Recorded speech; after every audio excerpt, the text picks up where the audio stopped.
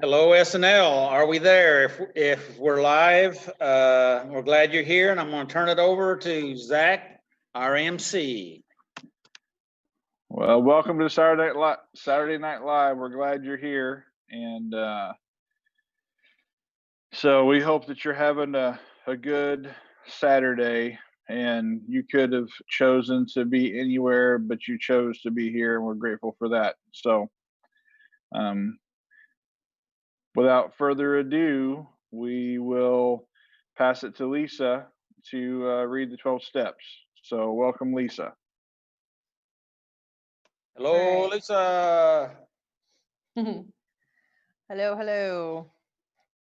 12 steps. 1, we admitted we were powerless over our problems and that our lives had become unmanageable. 2, we came to believe that a power greater than ourselves could restore us to sanity. 3, we made a decision to turn our wills and our lives over to the care of God. 4, we made a searching and fearless moral inventory of ourselves. 5, we admitted to God, to ourselves, and to another human being the exact nature of our wrongs. 6, we were entirely ready to have God remove these defects of character. 7, we humbly asked God to remove our shortcomings. 8, we made a list of all persons we had harmed and became willing to make amends to them all. 9, we made direct amends to such people wherever possible, except when to do so would injure them or others. 10, we continued to take personal inventory, and when we were wrong, promptly admitted it. 11, we sought through prayer and meditation to improve our conscious contact with God, praying only for knowledge of His will for us and the power to carry it out. 12, having had a spiritual awakening as a result of these steps, we try to carry this message to others and to practice these principles in all of our affairs.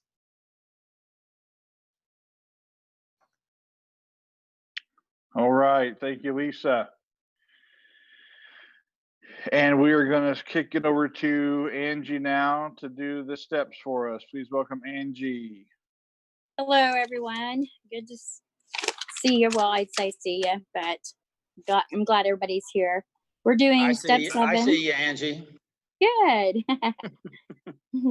We humbly ask God to remove our shortcomings. Step 7, is kind of a big step because it's kind of like getting ourselves ready for everything else.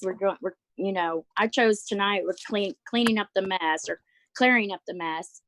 In the Bible reading, it's Isaiah 57, 12 through 19. I'm going to read this. It says, in many ways, step 7 represents a turning point in the recovery process.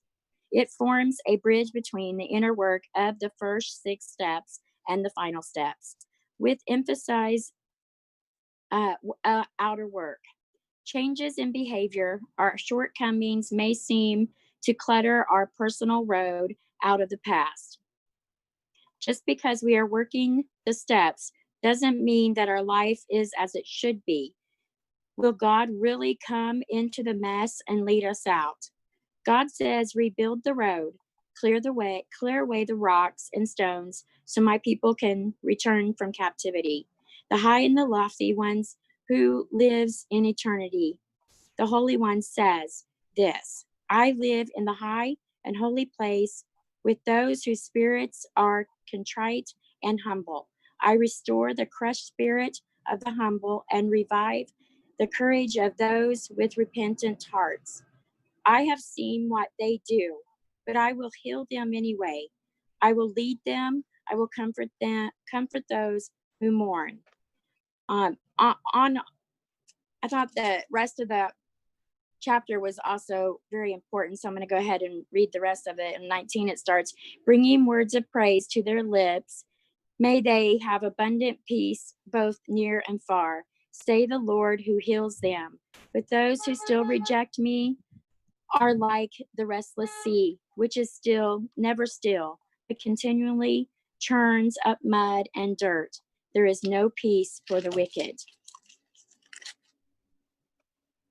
God is our ultimate help in clearing the way to a better future. He looks forward to better avoid being tripped up. When we come to him with humility, admitting that we still struggle with many of our shortcomings, he refreshes us and gives us the courage we need to continue the battle. He isn't put off by the foolish things we do. He sees what we do, but chooses to heal us anyway. He'll keep leading us toward recovery one step at a time.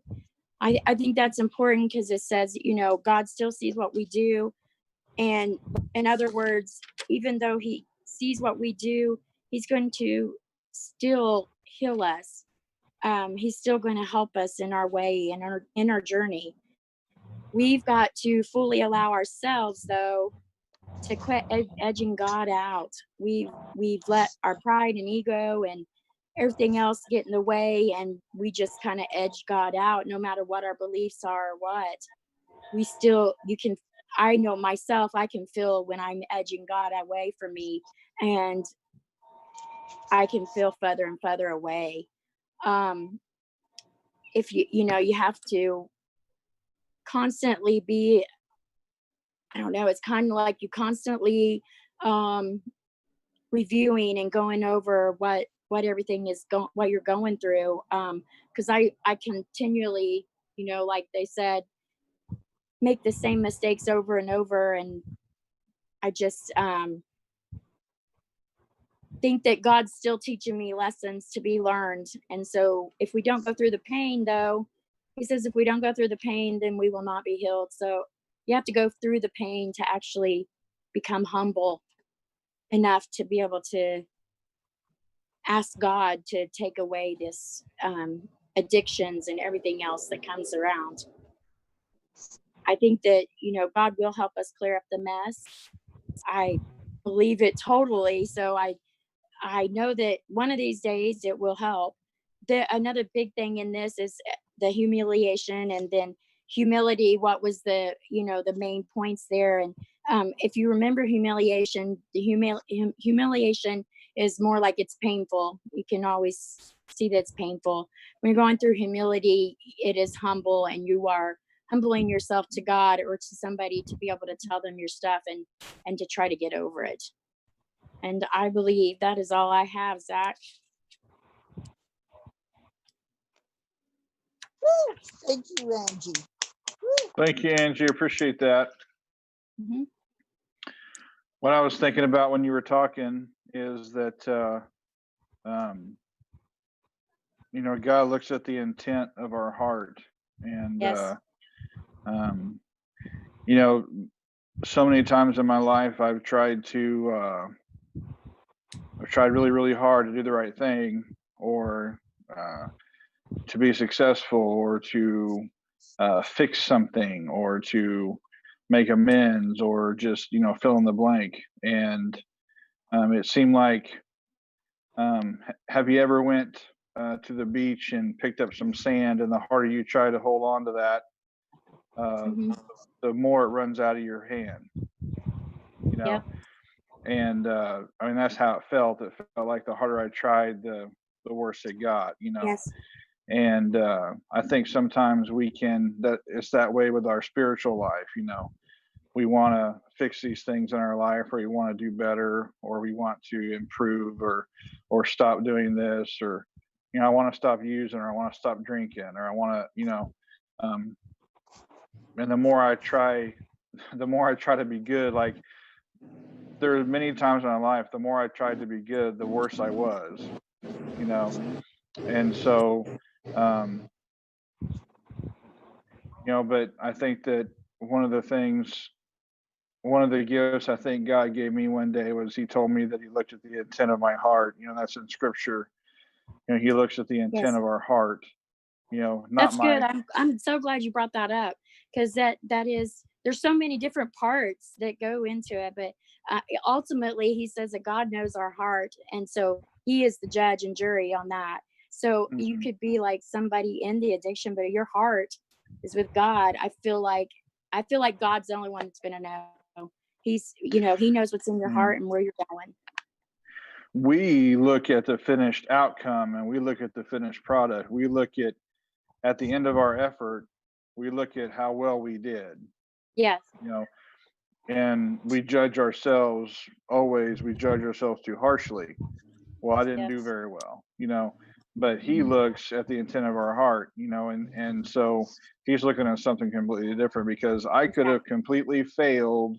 I could have completely failed, and God may be looking at me going, "You tried harder than you ever have. Today was a win. Great Right. job." You Yeah, know, that's the reason and I'm thinking, it's always good to find a good in every bad, because there in every situation there's something that's good that is gonna come out of it, I believe. yeah. So some of the days when we feel like we fall flat on our face, um, he sees the intent of our heart and he's thinking those are our best days. You know, Right. we need to not forget that that's what he's looking at. So that was good. Without Good. further ado, please welcome Debbie for reflection. Okay, and my reflection on this clearing up the mess. Well, I was a really, really, really, really big mess. And the way I was raised, I really didn't need a God or Jesus or anything because we were taught to be self-sufficient. You had a year's worth of food at all times in your house for everybody, not only food, but water. So whatever came, we were ready for it, my goodness. And, you know, we were supposed to be that way emotionally in every way. It was more like, the only way I could explain it, I guess, would be more like a Stepford. It was just a false per se that you put on the outside that everything's okay and everything is perfect. And yet inside, you're just crumbling to death. And if you don't need a God to take care of you, to know that he's there no matter what, and to help you, you know, God forbid all of us, but I'm just so happy now that I do have somebody, you know, that I do have God to rely on and to pray to, and to know that he's there at all times, and that Jesus is just there for the healing and stuff, and that he will heal those spots that needs to be healed. It may take work and it may be hard to go through the process, but it's giving up the pride and becoming a servant like he was and depending on him to serve you. And really, that's all I got.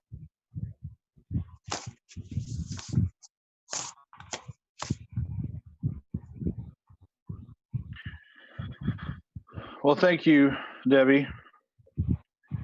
And I thought I would share something. The MC usually shares something before we get started, but I was trying to start the watch party, so it's a little bit different when we're doing the online thing. So I try to get that going as soon as I can for folks so they don't miss anything.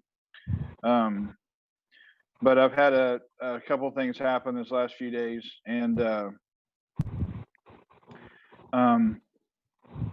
I heard something, and I'm you know, sometimes men run out of words. You ever heard that? So they say that women have more words than men do, and Absolutely. huh? I said absolutely. It takes Absolutely. that step one. Absolutely. So So I'm kind of out of words today. So I've had a little bit of a day, and so I'm kind of out of words. So you have to bear with me. Um, but you know, life. I spent a long time in my life thinking that life was always happening to me, and and a lot of bad stuff happened to me in my life. Zach, know. you're gonna have to say that again. Did I cut out or something? Yeah, it kind of went wobbly. Okay.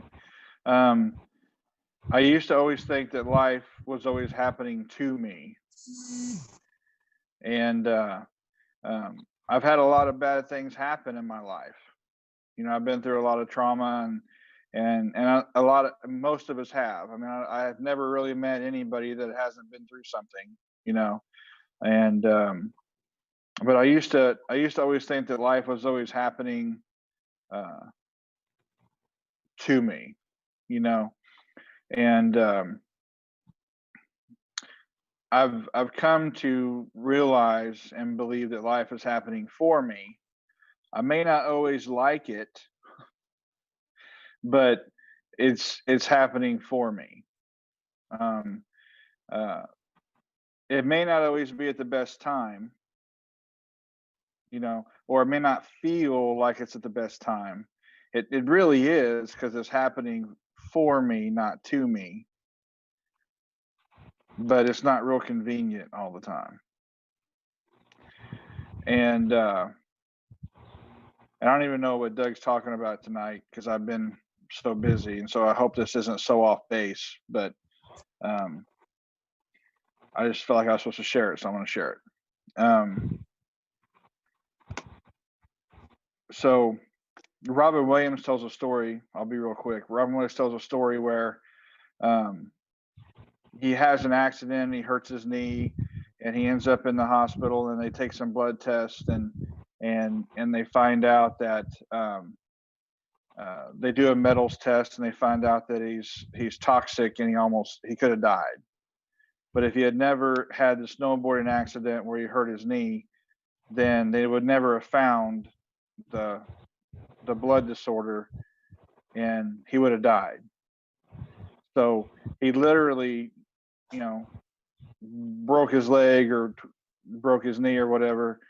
Life happened for him. He got injured. It was a good thing that he got injured, so that he would be in the hospital to have the test, because he wouldn't do it otherwise, because he wouldn't take care of himself that way. He wouldn't slow down enough to get the medicine, to get the medical treatment he needed, to get checked out, to find the blood disorder, to catch it so he could correct it so he didn't die. And you can look that up, but that's the condensed version of the story. It's a great story. Another quick story is, I like Arnold Schwarzenegger. He's a bodybuilder. I like him. And one of his stories is that he joined the military. His dad wanted him to join the military, and he didn't want to join the military. And he was very poor. And what a lot of people don't know about him is that he snuck off base to win a contest. He went AWOL to win a bodybuilding contest. And because he won, it gave the military in his country, Austria, it gave them publicity. They got a lot of attention. And so it made them look good for recruitment. And so the military built him weight equipment that would fit inside of a tank. So when he was on maneuvers, he could take a break and lift weights. And it helped him compete. And they paid his way and promoted him. And that was his start. And then look where he ended up.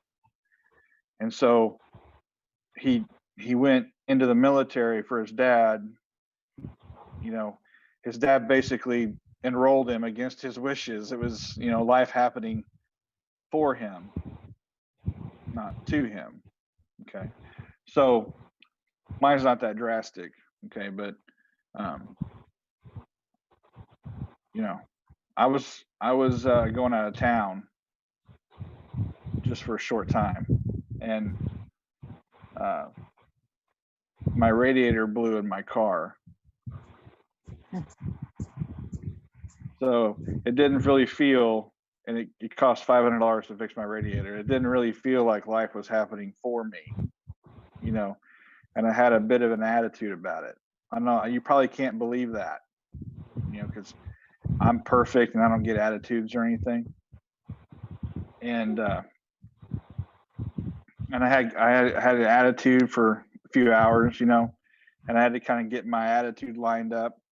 And but it was, life was happening for me because I wasn't on the highway stranded in the heat, you know, and it didn't interrupt what I had to go out of town to do, you know. So it happened at home where I could take care of it, you know, and even though I didn't want to spend the money on that, I had it.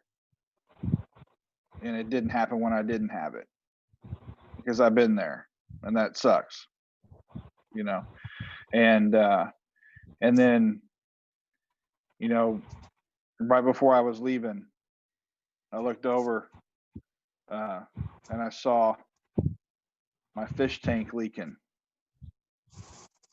you know, and that's not good when you have a big fish tank. It's not what you want. That's, you know, that's the last thing you want when you have a big fish tank with big fish in your fish tank. And so you can decide right there if you saw it or not. I didn't see that. Just ignore it. It didn't happen. It's not there. But that's really not what you want to do, because life is really going to happen to you then. That's really going to be bad, you know. So I got to fix that.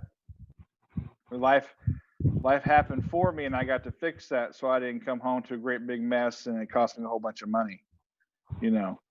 So I guess my point is that if you think something bad's happening, dare to change your perspective, and maybe it's life happening for you. Maybe it's saving you a lot of heartache down the road. And so anyway, that's what I got. I love you. And with that, I'll send it to Doug. Please welcome Doug. Woo! Thank you. Thank you, Zach. Thank you for the story and the lesson of, you know, Max Planck said that he was a physicist. He says, when you change the way you look at things, the things you look at change. And that's physics. But that's also life. And so we get to decide how we're going to look at things. We can either look at it from a everything must go exactly the way I want it to, and if it doesn't, I'm going to be upset. That's, in fact, that's a must statement if anybody recognizes it. And so or, you know, we can make some changes in our perspective and have sure, we can have a preference that we'd like things to be all rosy, or we have a preference that we want people to accept us and love us. But if they don't, I am going to have a good, pleasing, joyful life anyway. Yeah, I like for them to, but they don't have to. And that's because that's up to them. So thank you, Zach. Hey, I want to give everybody a chance that haven't had a chance to say hello, and even though some of those that maybe have talked a moment. So I got Jason here behind me. Hello. Say something, Jason. Hello. Something, Jason. That was precious. I had to do that. I'm here. You're something, Jason. Yeah. All right, let's go to John. John, you're on the spotlight. Howdy, howdy. I hope that Paul's enjoying that good food at that hospital. We're going to go to Lisa. Thank you, John. And then we'll go to Paul after that. How about that? If Paul's Hey, here. everybody. Glad you're all here. Glad you could be here. Glad to be a part tonight. Thank you, Lisa. And here we go to Paul. Paul, you get to say whatever you want. Well, it is good to see all your faces and hear your voices tonight. And just helps me remember I'm part of the family there. Woo. Always, Paul. Do you want to give us an update, Paul? Love you, Or Paul. do you want to save that to a private time? More private time. All right.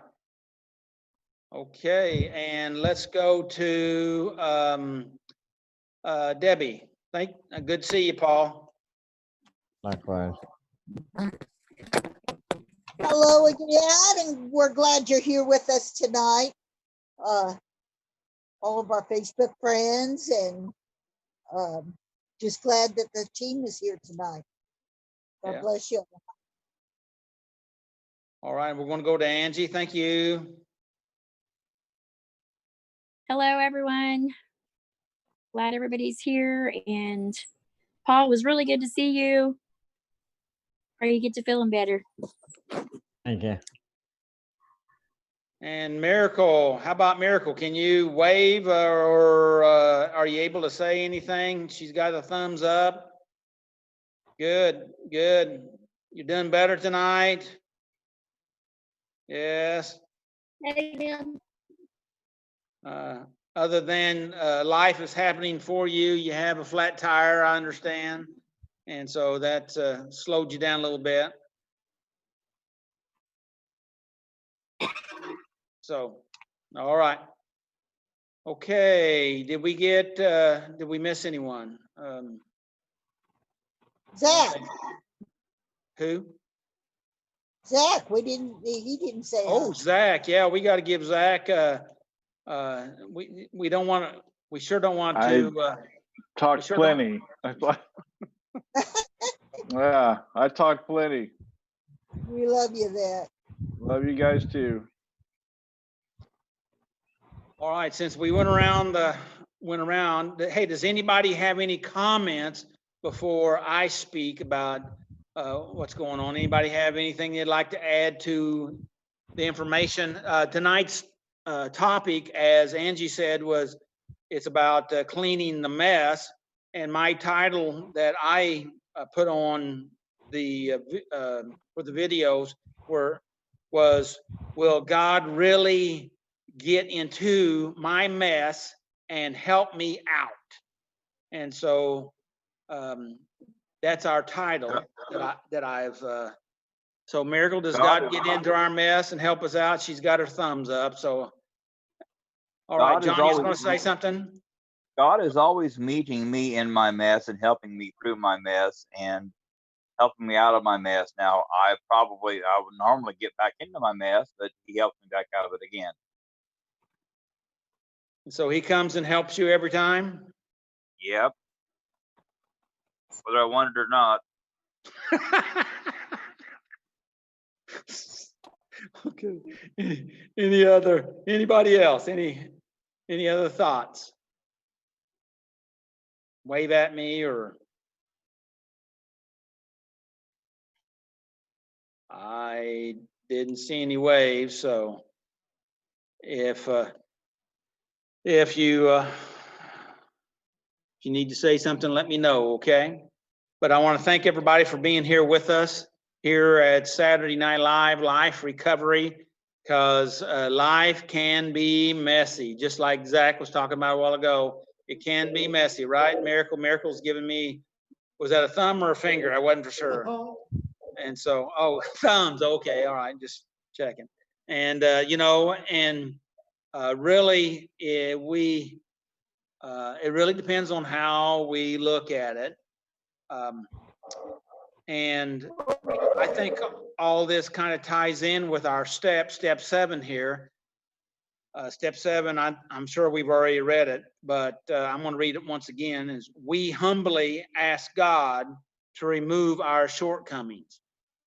And this is as Angie said when she taught this information earlier, and she did a really great job. In fact, it covered most of everything I was going to say, but so I may do it again, Angie. Hopefully that's okay with you. Yes, sir. Absolutely. Okay. All right. And so I want to just kind of touch on a few things, and that is that as she said, that step 7 represents a turning point in our recovery, and we all are in recovery, whether you realize it or not. We have hopefully some folks that are maybe not, they're just observers of this meeting. Maybe they don't feel like they have. How many times have I heard people say, well, I don't have a substance abuse problem or alcohol problem? Angie's got a big smile, but how many people have said I'm not addicted to anything? And the truth is, everybody is addicted to something, and probably more somethings than you can even imagine. We can be addicted to substances. We can be addicted to behaviors. We can be addicted to irrational thoughts, sick thoughts. We can irrational, even religious thoughts, distorted views. A lot of us we have been taught not to live in reality, but to live in a fantasy, and those are distorted thoughts. One of the things about life, and Zach kind of touched on it earlier about changing our perspective. Life is here happening for me, not to me. That we have a fantasy that things must be the way I think they're supposed to be, or I was told it's going to be, very similar to what Debbie was talking about. They were taught to be self-sufficient, and if you're self-sufficient, nothing can ever happen to you, which is nowhere near the truth, right, Debbie? Absolutely. And so if you're totally reliant on your self-sufficiency, which we covered a lot of that last week, then you're not relying on God. Now, there's a balance to everything. We need to be ready. We need to be prepared. But the fact of it is, there are so many things that are out there that we don't have any clue what may happen. And those are the really tough things of life. When they come up, they sneak up behind us and they slap us in the head, whether it's a tire going out, or a radiator blowing up, or who knows what. Okay, because stuff happens all the time. I ought to get an amen or a thumbs up or oh me on that. Oh yeah. And and you say, well, if some people believe this, and this is another one of those irrational beliefs, as far as I'm concerned. Well, if you were living right, nothing would ever happen to you. Oh yeah? Tell that to Jesus, Paul, and the rest of the disciples and the apostles. How about that? Is that too much for you? Hey, Doug, I heard an old preacher tell us one time, if Satan didn't go against you, that's because you two were going the same direction. Oh wow. That's good, Lisa. That's good. And so that is so true. And thank you for that, Lisa. I was looking for your face, but I couldn't find it. So, but that's okay. And so reality is the way that things are, even if they're not the way we want them to be. But so some people say, well, then what do you do about faith and directing your destiny, like we've talked about so many times? Yes, that means that you cannot deal with what's going on in your life if you don't accept it for what it is. If you deny what's going on, how can you deal with it? How can you go ahead and implement change into your life or in your thinking, or even apply your faith to address it? And some people would say, well, I keep doing the same thing over and over, so I guess I deserve what's going on, so I can't change it. That's not true. That goes right to what we're talking about here tonight, and the scripture that Angie already read out of Isaiah 57:14. Well, actually, the best one is verse 18. It says, I see what they do, but I heal them anyway. God sees what we do, our neglect, our lack of responsibility, our intent to do even wrong, to whatever. Okay, he sees it all. Does that make sense? But he still loves us anyway. He chooses to go ahead and work in our life.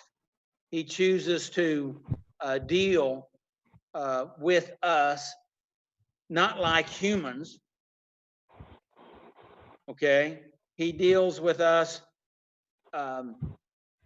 with his love and with his mercy, and he'll take, according to Romans 8:28, he'll take every. I thought I'd get your attention there, Miracle. He'll take every situation and use it. Not that he created it, but that he'll use it for your good. And that's hard. It's hard for us to wrap our mind around sometime, when your radiator blows up, or your tire goes flat, or things are going wrong, and it's real easy. But the fact of it is, we need to hold on and say, wait a minute, he's got a plan, and I'm going to give God room to work in this plan, and not judge ourselves harshly, but give ourselves grace. Give ourselves grace, because God wants us. Because he said, hello? Because he said, I have seen what they do. Okay, he didn't miss anything, but he said, but I will heal them anyway. That's verse 18, Isaiah 57:18, if you want to know that. Verse 14 says that when we're talking about, will God come into our mess? Okay, that's what we're talking about here tonight. Will God go ahead and come into our mess? Because a lot of us were raised, you have to be perfect to be accepted. Does that make sense? Well, that's what we believed. It doesn't make sense. If we're perfect, then he doesn't need to come.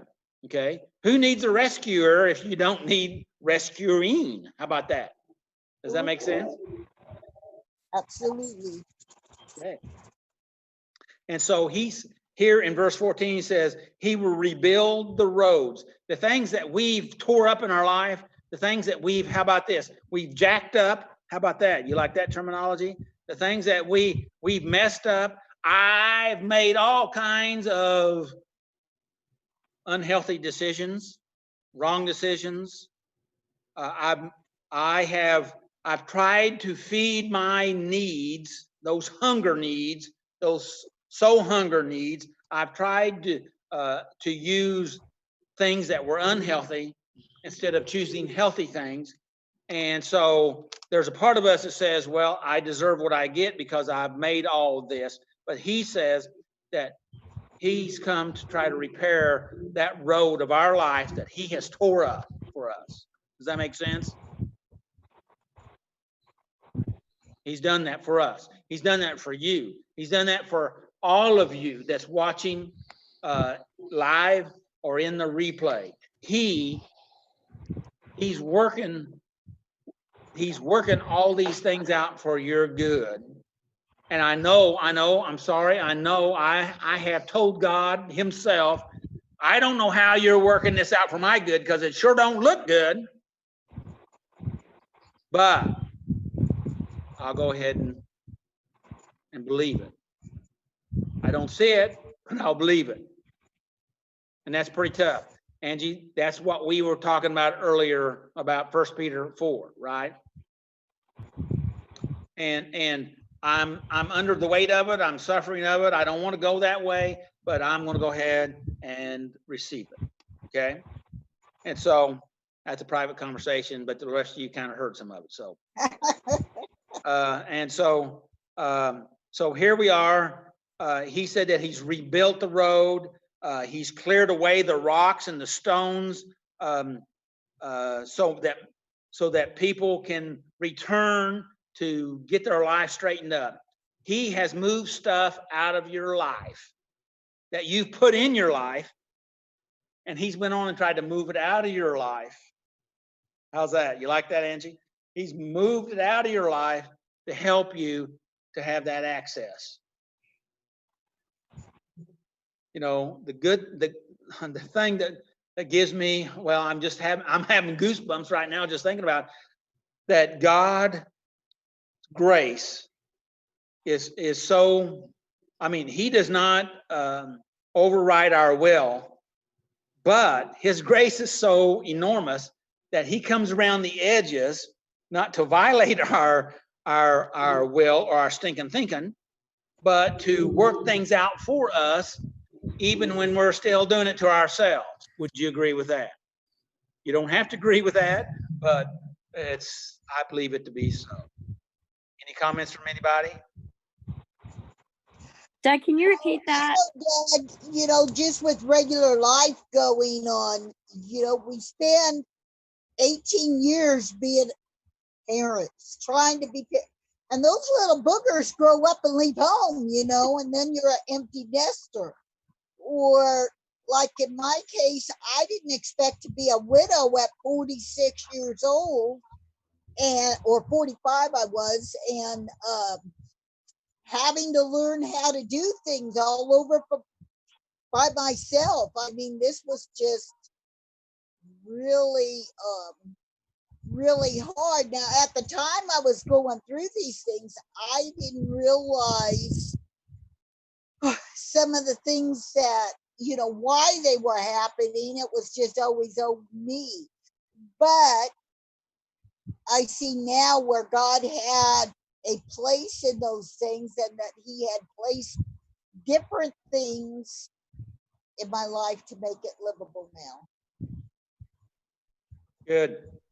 So he's taken, even though it seemed bad at the time, Right. he caused things to grow and develop. And even though it was challenging, it was still beneficial and productive. Is that what you're saying? Right, exactly. Now, here's a big question.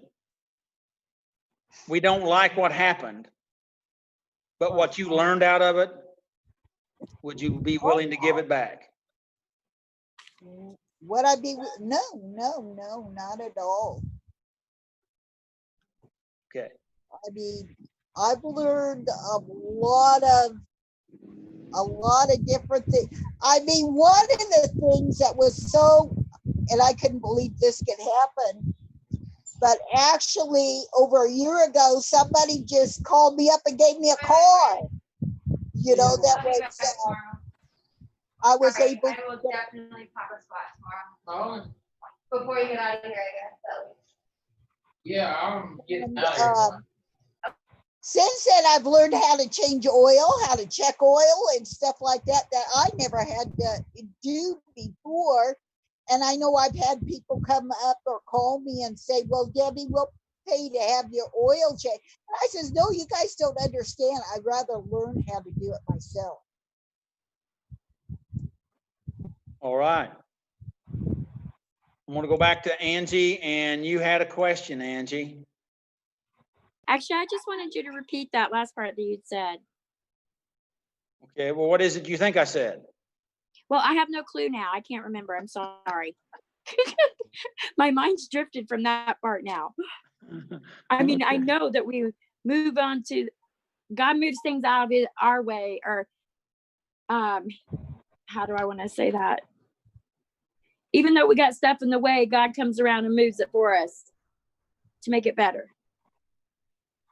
I think in essence, that's the scripture was out of Isaiah 57:14. It says that God says, rebuild the road, clear away the rocks and the stones, so my people can return from captivity. And so we have put things in our life. We've set up roadblocks. I see you, John. We'll get to you in a second. Let me finish this thought. We set up roadblocks, or we can blame people, situations, this person, that person, the invaders. We can blame God. We can blame the devil. We can blame whomever. But for the most part, we thrown the stones in our own own path, right? And so what we have to do, he has cleared that path for us. Now, I just had a thought, and I don't know if I'm saying what I said before, because to tell you the truth, I don't, I'm just going over it. But could this is the thought I had, okay? This is just off the top here. And that is, I believe that he clears that stuff out of our life, but we still see it. Yeah, I agree. We still see it. It's gone. He's done it, but we still have the memory of it. And because we have the memory of it, we still see it. Right. Still see the clutter. I like it. Yeah, I think it's true. I can see myself being that way. Totally. He clears it up, and I always got to try to do it my way. When I just bow down to him, it'll be fine. I think you should. We got to make it happen. Yeah, we just say, I deserve to have that stuff in my life. I haven't worked hard enough yet. Right. Right? Yeah. I think Zachary has something you want to say. Is that right, Zach? You started doing it. I was just going to ask you to kind of elaborate on that a little bit, but you were already starting to, so I stopped. It's all right. It's all right. And elaborate on that we see it. We see it. Yeah, the part that he clears it out. Yeah, the part that he clears it out, but we still see it. I think it'd be beneficial if you don't mind to explore that a bit. Well, I don't mind, but I got an idea. You have a thought on that area.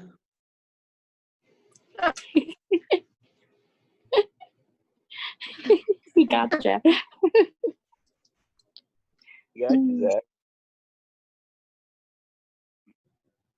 No, I mean, I really think that you need that it'd be beneficial if you would share a little bit further on that.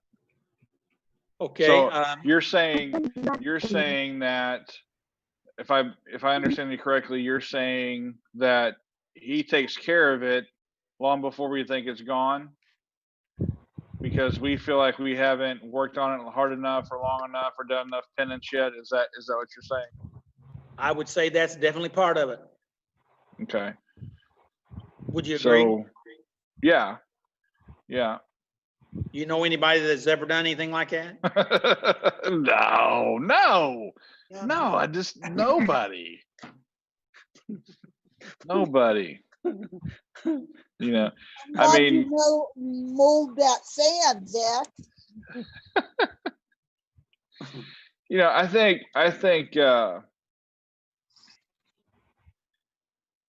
I think sometimes we feel like we should have to pay for things for a while. And I think some of that we learn in church. I think sometimes we,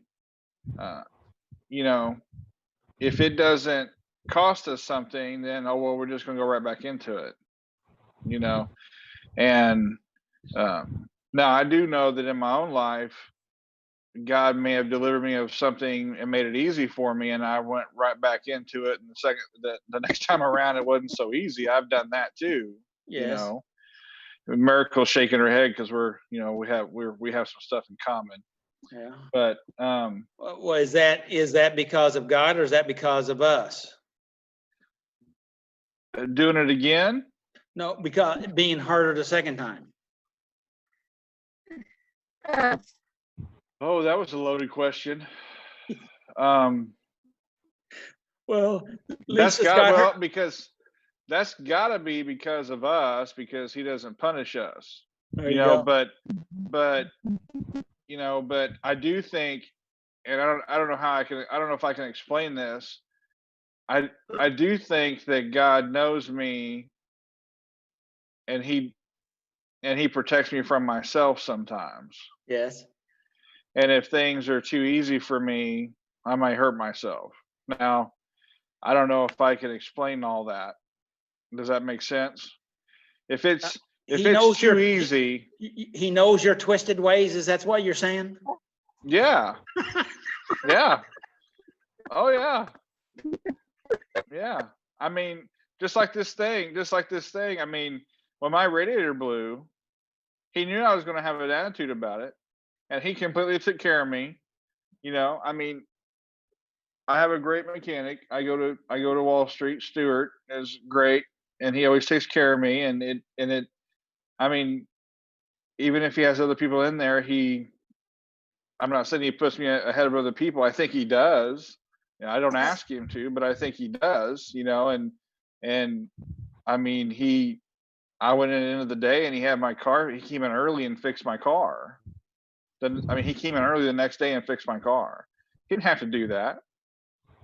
I mean, it just, he completely took care of me. God had the whole thing set up and took care of me, and I was still pissed off about it. I had to get my attitude straight. It took me a minute. I was grumbly. I had to get, and I kept telling Lisa, shaking her head over there, being funny. I kept telling Lisa, I was like, I know that he's doing it for my good and it's the right thing, but I'm ticked about it, and I had to get my emotions lined up with what I knew to be true, and I wish I just could have flipped the switch and had it automatic, but I didn't that time, and I did better with the fish tank. I was like, well, let's just, okay, I'm glad I saw it now. Let's just fix it, So does verse 18 apply to you? I see what they do, but I heal them anyway. Oh, it applies to me all day long. all day. And he knew that I would have an attitude even though he's taking care of me, because he loves me and he loves me anyway, but I think so. I'm trying to figure out a really nice way of saying this, and it just isn't, and I'm out of words today anyway, so I'm just going to say it, and it may be R-rated. You might have to clean it up. Okay, so Lisa's shaking her head. So sometimes we're taught, and we're taught it in family, we're taught it in church, and we're taught it, that if it's just too easy, then it won't teach us anything, or we won't appreciate it, or we don't learn nothing, or if it's just too easy, then we don't need God, or all that BS. We're taught all that stuff, and so we start believing that stuff, and then we start treating God like he makes it hard for us. Like, of all the things in life that we have to jump through hoops. Like, we have to jump through hoops for all these different people. Like, you have to jump through hoops maybe for your boss, or for your job, or maybe for the state, or maybe for this service or that service, or whatever you may have to. I remember when I was locked up and I couldn't get out of being locked up until I became a hoop jumper. It's something that I teach is you got to learn how to become a hoop jumper. If you want to change your situation and get your power back, you got to become a hoop jumper. And it doesn't mean you got to like it. It just means you got to do it, you know? And so, but God isn't one of them people making us become a hoop jumper, you know, but we can real easy slide him over in that category. You know, he ends up being like everybody else in our life that it's a tit for tat or a give and take, you know, or yeah, he forgave me for it, you know, but he probably getting tired of doing that over and over and over again, and that's not reality. But the truth is, we're getting tired of forgiving ourselves for it over and over and over again, and we're putting all that pressure and stuff that we're putting on ourselves. We start acting like he's putting it on us, and it's not him, it's us. But I'm talking too much again, so I'm gonna be quiet. You need to talk. Well, Lisa, you wanted to say something? Are you still into that? Yeah, I was just gonna say, I think that Angie kind of touched a little bit on it earlier. When we talk about, we've kind of grazed over it a little bit, and Angie touched on it just for a moment there. I think that humiliation are the handcuffs that hinders our healing. And what I mean by that is we think we're humiliated by the guilt and the shame that comes along with our past, or we think we should have to do this or we should have to pay penance for this, and that's all that comes from humiliation, and so that hinders our healing in being able to actually go into that, humbly asking God to remove those shortcomings. And so when we take ownership gives us the power to overcome humiliation and go into humility and to humbly ask God, I own these things, but now I give them to you. We have to first own them before we can give them over. And so if we're going to humbly ask him to take them from us, we have to first admit that we owned them first. And so I think sometimes that humiliation, stops us from saying, yes, I own it, but it loses its power once we say, yes, I own it. And that's when we get our power back, and then we get to turn it over and tap into the power of God. And so I just wanted to kind of touch on that, because I think sometimes we think it has to be, like you said, we've all said this tonight, we think it has to be this big, long, drawn out process. But the truth is we just have to say, I own that I have this in my life. Even like Zach was saying, I know I had an attitude that was out of place. He had to admit that he had that place before he could get himself right. And then the very next situation, which was literally like 2 days later, he was able to be better in that situation. But he had to first own, I know I'm wrong. I know I'm in the wrong spot. I know I'm acting wrong. The next time he was able to be right. He was able to be better and handle it better. So I just was going to say, we just have to be able to have ownership and give us that power back. So you can't change it until you recognize it. Absolutely. Thank you, Lisa. John, you had something you wanted to say? Yeah, there at the last, you said you got to catch it, check it, and change it. Earlier, I was going to say God takes our lemons and makes lemonade out of them. All right. Okay. Thank you, John. Good night. See y'all next Saturday. Well, we're not. You heading out?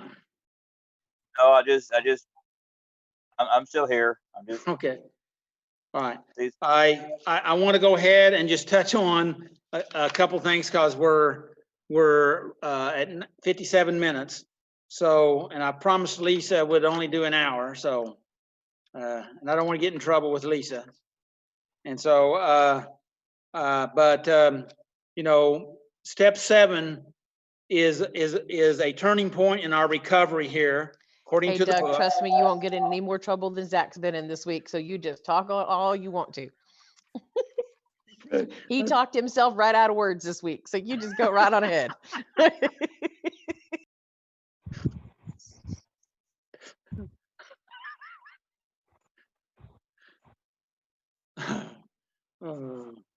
I needed this.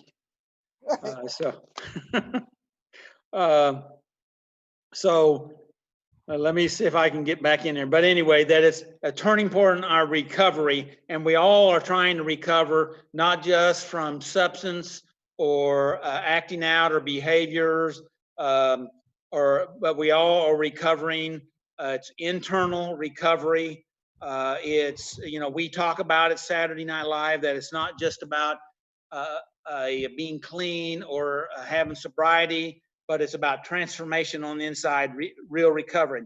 And here, step 7 is talking about humbly asking God to remove these shortcomings, that we come to the place that we recognize we've messed up. Zach has pointed that out so many times tonight here. He's got a lot to point out, and he's done it. And so anyway, but we all have plenty, okay?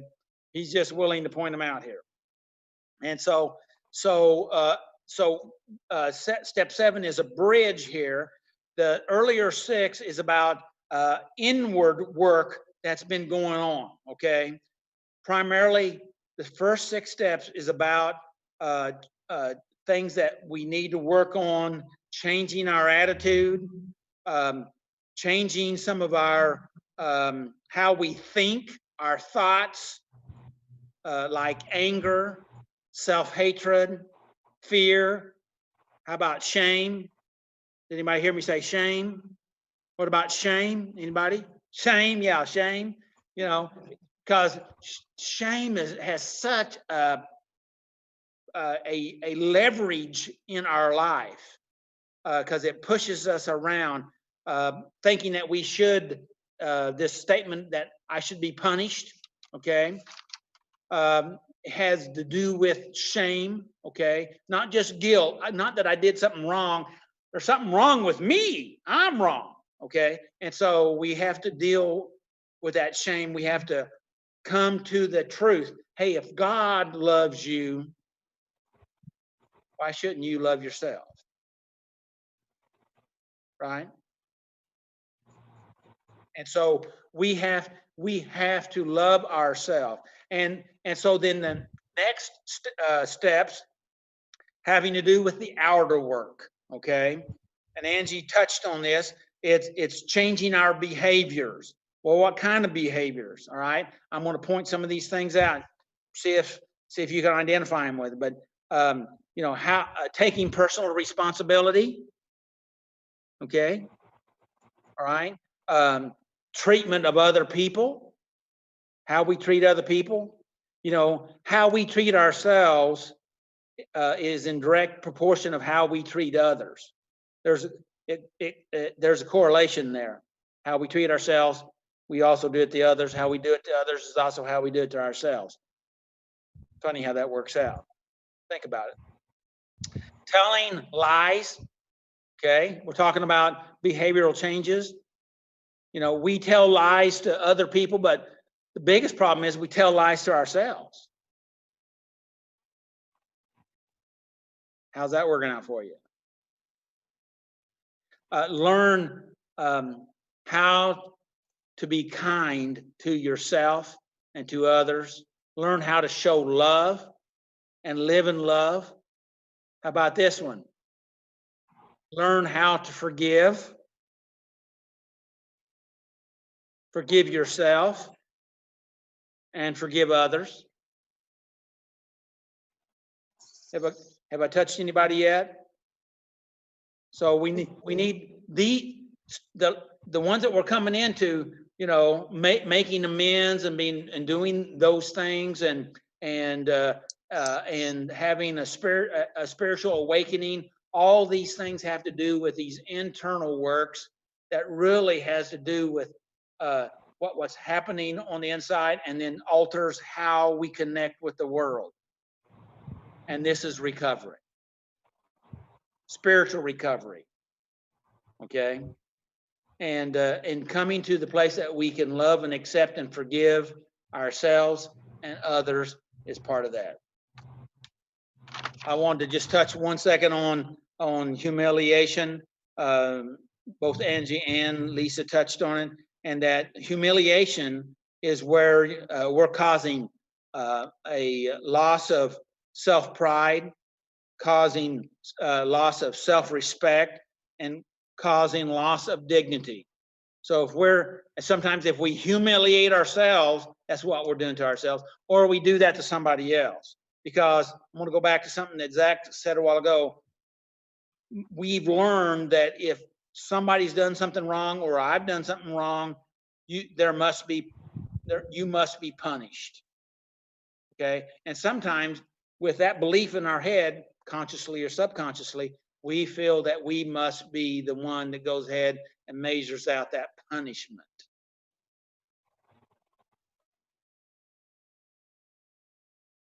And by the way, there is a spiritual law, and for whatever measure you measure things out, it does come back to you, pressed down, shaken together, and overflowing. It's a good motivation to stop it.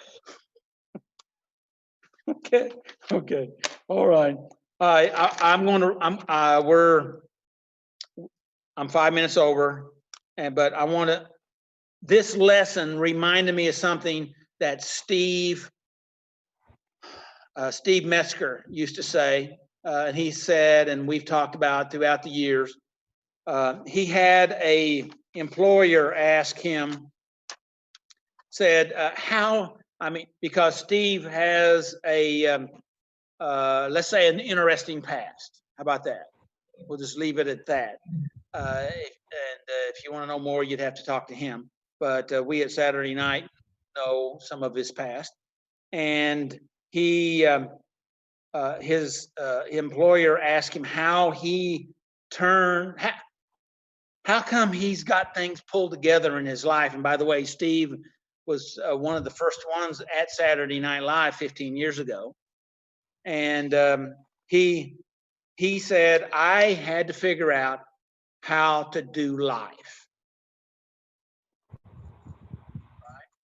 Because, and what that meant, and I've tried to get the essence of what that meant, and I think this is some of that essence, is that he had to realize that his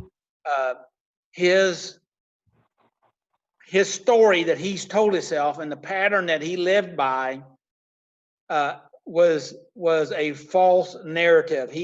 It wasn't working for him because, well, he was in prison at the time when he finally came to himself, and he realized after 8 months in the hole, I said I wasn't going to say it, but I already, there you go. 8 months in the hole, that he finally thought through what put him in some of the spots where he was at. Okay, he'd cluttered his own highway. Okay, and he decided to make a change in his life, and he had to learn to accept life. And he also got to come to the conclusion that he believed a lie that life was not good. He believed a lie that it was bad, and that he come to the conclusion that life could be good. And actually, I asked him a series of questions, 12 to be exact, probably more. But I asked about this particular topic, and I asked him about some of this, and I can't find the response here, but he said that he couldn't believe. He's thought about it. He said, I can't believe how far I've come in life. He knew where he was at. He knew how things were positioned for him and how things have turned around and how good things are, because he made some changes. And what were some of his changes? Because I asked him what were some of the things he needed to learn. And some of the first things he said he needed to learn was that he needed to learn that he needed to change his thinking. He needed to think differently. He needed to deal with his anger. And he said he had 28 weeks of class to help him with that. and so and that he needed to stop being angry, because he was able to connect the dots and saw that his thinking and his anger thoughts and his anger reactions got him into the place that he was, and that if he didn't change, he was going to have more of it. So he said he had to learn how to do life. And that's what we're talking about, life recovery. That's what Saturday night's about, is how to learn how to do life. And Einstein said, if you keep doing what you've always done, expecting different results, you're insane. You're crazy. Okay? How many of us fit that bill? So I had other stuff, but I think we'll just stop right there, because I'm gone a little long here. So any comments from the group?